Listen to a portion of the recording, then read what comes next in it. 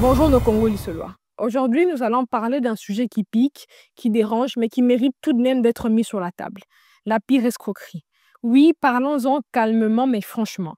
Un escroc, c'est quelqu'un qui vole ou qui trompe, souvent avec une certaine intelligence. Mais le plus troublant, c'est que ça se fait parfois avec le consentement même de la victime. Et dans ce monde, il n'y a que les escrocs, les voleurs, les tricheurs, les incompétents, les paresseux, les menteurs ou les incroyants qui rejettent la vérité quand elle se présente à eux. Pourquoi? Parce qu'elle les confronte à leur propre faiblesse intellectuelle. Elle les force à regarder en face ce qu'ils refusent d'assumer. Alors ces personnes-là préfèrent se réfugier dans les récits, dans les fables, dans des idées floues qui les rassurent. Ils vont citer le Dieu d'Israël ou tel prophète célèbre, ou encore tel penseur, pour ne pas avoir à penser par eux-mêmes. C'est plus facile de répéter que de réfléchir. Et dans les organisations, qu'apportent-ils? Généralement rien.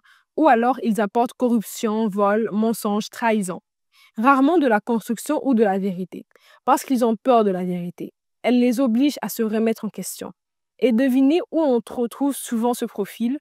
Du côté des religieux. Oui, nous osons le dire. Les religieux sont souvent les plus grands escrocs de notre humanité. Au nom de Dieu, d'Allah, de Jésus ou de Yahvé, des fortunes gigantesques ont été bâties. Des empires financiers. Les religions, au fond, ne fonctionnent pas différemment des multinationales.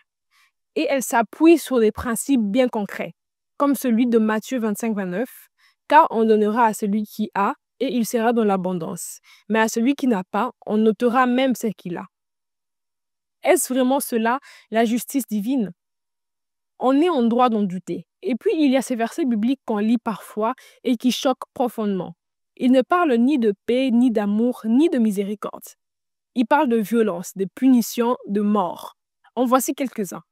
Matthieu 18,6, noyez-les. Lamentation 2,20, que les mères mangent leurs filles. Ézéchiel 5,10, que les pères mangent leurs fils. Lévitique 10,3 et Genèse 9,24, affamez-les. Exode 12,9, frappez-les à la mort. Deutéronome 21,21, lapidez-les.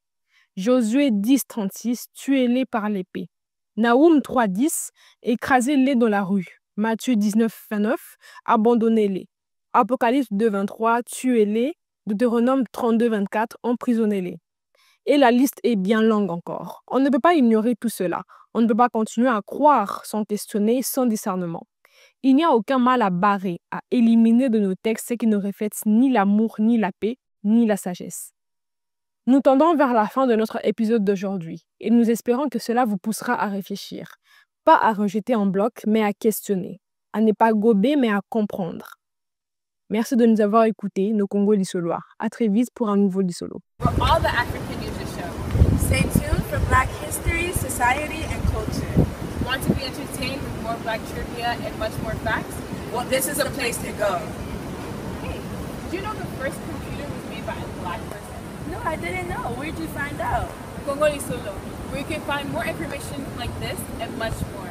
Make sure to check out the Your Space section, where you can put your own publications, events, ads, and even your thoughts. Want more information? Go to www.congolisolo.net. Congo Lisolo forever!